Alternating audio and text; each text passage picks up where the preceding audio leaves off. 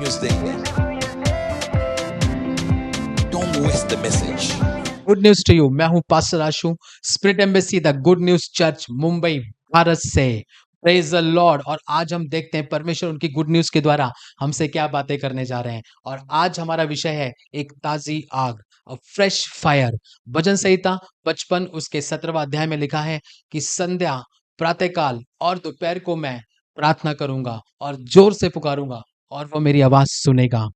कल्पना करें कि आप अपने शरीर को हर दिन एक छोटी छुट्टी दे रहे हैं, यानी कि आप हर दिन आपके शरीर को थोड़ा रेस्ट दे रहे हैं। और ये किस चीज के द्वारा होता है? ये उपवास के द्वारा संभव होता है। कि यानी कि जब आप उपवास करते हैं, आप आपके शरीर को रेस्ट दे रहे हैं, यानी कि छुट्टी दे रहे हैं। और ये आपके सिस्टम को रीसेट कर देता है, यानी कि उपवास आपके सिस्टम को रीसेट करता है। और जब आप उपवास करते हैं, तब आप वजन कम करते हैं, तब आप शरीर के अंदर एक नई ऊर्जा को डाल रहे होते हैं, यानी कि एक नई एनर्जी आपके शरीर में आप डालते हैं। और आपके सेल्स जो हैं, जो आपके बॉडी के सेल्स हैं, वो हर एक हानिकारक पदार्थ को बाहर निकाल देते हैं। और जिससे आपकी जो चर्बी है, जो आपका फैट है, वो कम होने लगता है। और आपका माइंड और आपका ब्रेन तेज होने लगता है। और आपका जीवन लंबा होता है। जैसे उपवास शरीर को न्यूनेस देता है, एक नया नवीनीकृत, यानी कि एक नया बनाता है, एक नया जीवन देता है। वैसे ही जब आप प्रार्थना करते हैं, सो आपकी प्रार्थनाएं आपके अंदर एक नई अग्नि को उत्पन्न करती हैं। प्रार्थनाएं मेरे भाइयों बहनों, अग्नि को, एक नई अग्नि को उत्पन्न करती हैं।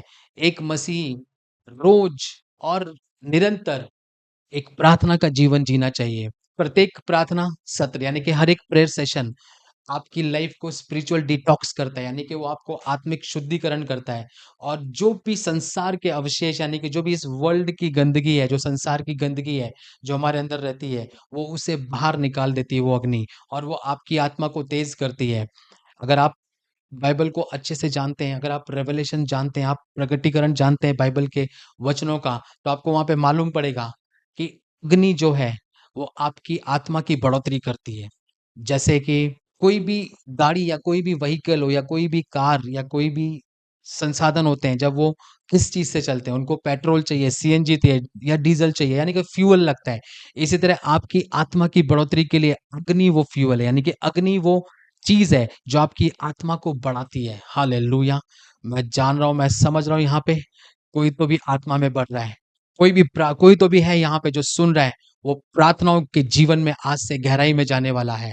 हालेलुया। सो प्रार्थना केवल परमेश्वर से बातें करना ही नहीं होता है, बल्कि प्रार्थना आपके अंदर अग्नि को इकट्ठा करना होता है। हालेलुया। यानी कि जब आप प्रार्थनाएं करते हैं, आप आपके अंदर परमेश्वर की अग्नि को इकट्ठा करते हैं। और वो अग्नि है, जो परमेश्वर की अग्नि आपको वो ताकत देती है, वो शक्ति देती है, वो पावर देती है, जिससे आप हर एक बोझ और हर एक पाप या हर वो रुकावटें जो आपको गिराने के लिए प्रयास करती हैं, या जो आपके लिए शैतान ने जो योजनाएं बनाए रहती हैं, उनको वो नष्ट करती है, उनके हर एक प्रयास को वो खत्म कर देती है। और जिस प्रकार यीशु मसीह दिन प्रतिदिन प्रार्थनाओं में जाया करते थे, उसी तरह अगर आप दिन भर में प्रार्थना के लिए जब आप एक समय निर्धारित करते हैं, आप फिक्स टाइम आप प्रेयर्स का बनाते हैं, जब आप फिक्स टाइम पे प्रेयर्स करते हैं, प्रार्थनाएं करते हैं, तो आपकी वेदी की आग निरंतर जलती रहती है। What a privilege we have. Hallelujah.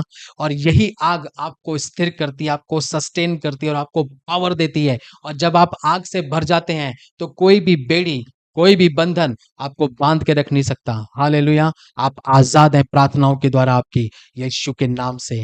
आमीन। हालेलुया। आइए हम भविष्यवाणी की घोषणाओं को करेंगे। मैं आत्मिक उत्पीड़न से मुक्त हूँ, क्योंकि मैं परमेश्वर की आग को लिए चलता हूँ। कोई भी दुष्ट आत्मा मेरे स्थान में निवास नहीं कर सकती। हर सुबह मैं अपने जीवन के हर हिस्से को वेदी पर अर्पित करता हूँ। मेरे भीतर की आग हर आक्रमण पर विजय पाएगी। कोई भी बुराई मुझे नहीं निकल सकती, क्योंकि मैं आग से भरपूर हूँ। आमीन। Good news to you.